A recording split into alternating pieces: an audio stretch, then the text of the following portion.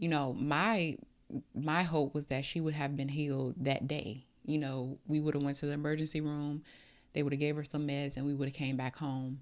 But we ended up staying 78 days in the hospital. And so, every day I'm like, Lord, is this going to be the day? Is this going to be the day? But I stood on that scripture knowing to wait patiently and knowing that God was going to go, he was going to come through for me. And he did. The beauty industry generates over $100 billion worldwide. Because let's be honest, we want to look the part. We want to exude the type of beauty that turns heads. But what about the beauty that turns hearts? Join me on a journey to healing and wholeness through personal testimonies. Welcome to Favor in Beauty, the podcast, exploring beauty that transforms the heart. Welcome to Favor in Beauty, the podcast, where we acknowledge beauty that turns heads, but we really dive deep into beauty that turns hearts. And I am your host, Janae. What's up, y'all? I know it's been forever, but that's what this episode is about. I just wanted to catch up and just provide an update, and hopefully we can just get the ball rolling and just keep continuing to record and post episodes on a consistent basis. So the last episode, well, not the last episode, but the episode before that on Psalms 91 was recorded on December either 13th or 14th. And, in that episode, I'll link it if you haven't seen or heard it. But I was essentially talking about Psalms 91 and just breaking that verse. Yes, breaking down the whole chapter, actually. And just talking about how, God's protection, and when you dwell with him and you stay close with him, then he will protect you. And so the following day, unfortunately, I had to take my daughter. I have a 10-year-old daughter. I had to take her to the emergency room. And so that was either December 14th or 15th, and she wasn't released until March 3rd. So 78 days later. And then even after that, she had to go to in-person rehab. So we had to travel to another city, and she was there for 2 weeks, and then we came home.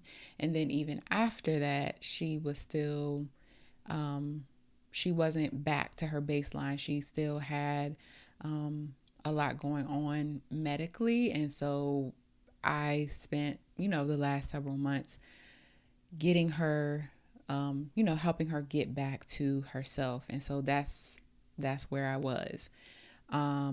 I recorded another episode previously that talked about finding God in my daughter's diagnosis, and I really didn't go into detail about what her condition was, just because I just didn't feel like I was ready, and I wasn't ready, and so I didn't.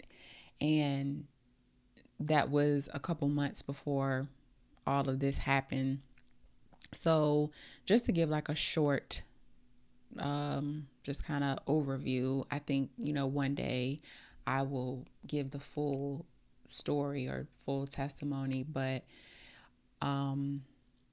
my daughter was diagnosed with epilepsy around the age of 3, and it has just really, I don't even know how to explain it. It has been a lot. We'll just say that. And it has been a very difficult journey, but God has met us and has been with us the whole time. And I'm just so thankful for that. And basically what happened was her seizures wouldn't stop.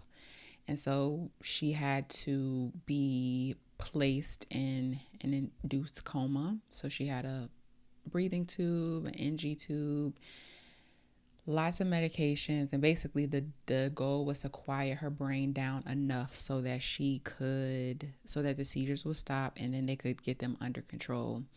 And so she was asleep for weeks, I would say. Her birthday, when she turned 10, she was completely asleep. Christmas 2025, she was completely asleep. And obviously that it was just devastating to our family and everyone who is connected to us.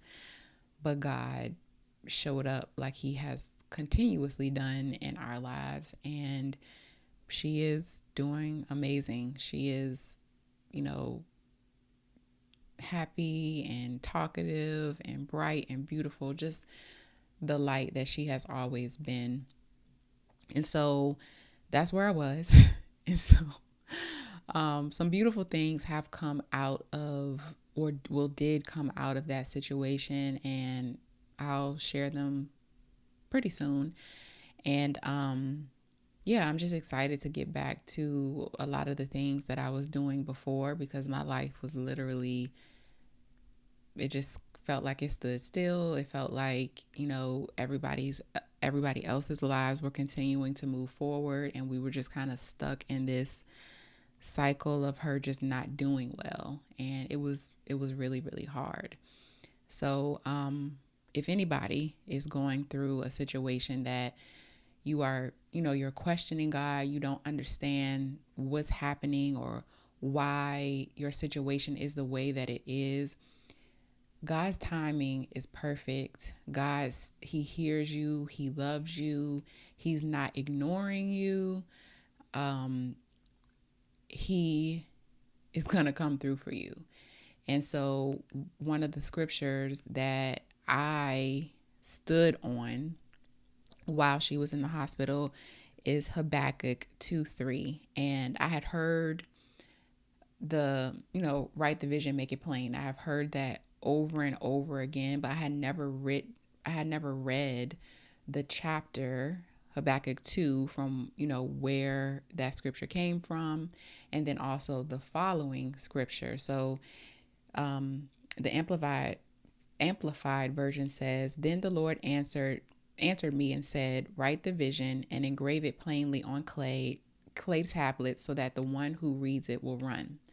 For the vision is yet for the appointed future time. It hurries toward the goal of fulfillment. It will not fail. Even though it delays, wait patiently for it, because it will certainly come. It will not delay."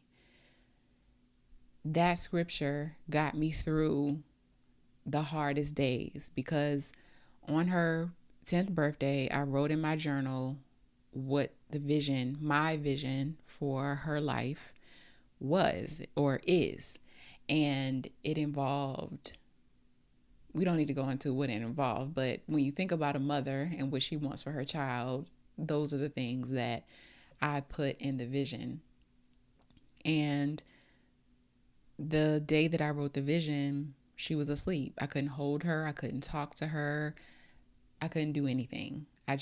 We just sat at her bedside. I was really going through it, but I continued to stand on that verse. And so the part that stood out to me was, it hurries toward the goal of fulfillment. It will not fail. Even though it delays, wait patiently for it. So, my hope was that she would have been healed that day. We would have went to the emergency room, they would have gave her some meds, and we would have came back home. But we ended up staying 78 days in the hospital. And so, every day I'm like, Lord, is this going to be the day? Is this going to be the day? But I stood on that scripture knowing to wait patiently, and knowing that God was going to he was going to come through for me. And he did. And so God will come through for you as well. So I just want to provide some encouragement to you. Just keep pressing, keep pushing, read your word, and pray for more faith. If your faith is wavering, read the Bible out loud. Ask God to help to increase your faith. Watch testimonies. That's something that definitely helps to increase my faith, to see what God has brought other people through. So that is a very practical way to help increase your faith, especially if you find testimonies of people or from people who are going through something that is very similar to your situation, or have gotten over a situation that is very similar to yours. So I wanted to provide an update. The next episode is going to come out pretty quickly after this one. It's already recorded. And so I'm happy to be back. I hope you all will continue to tune in and support the channel, subscribe, share with someone that you think may benefit from it. And I am excited for this season, and I hope you are as well. So if you haven't heard it today, I love you. And even if you have heard it today, I love you. So take care of yourself, get in that word, and stay beautiful. I'll see y'all soon.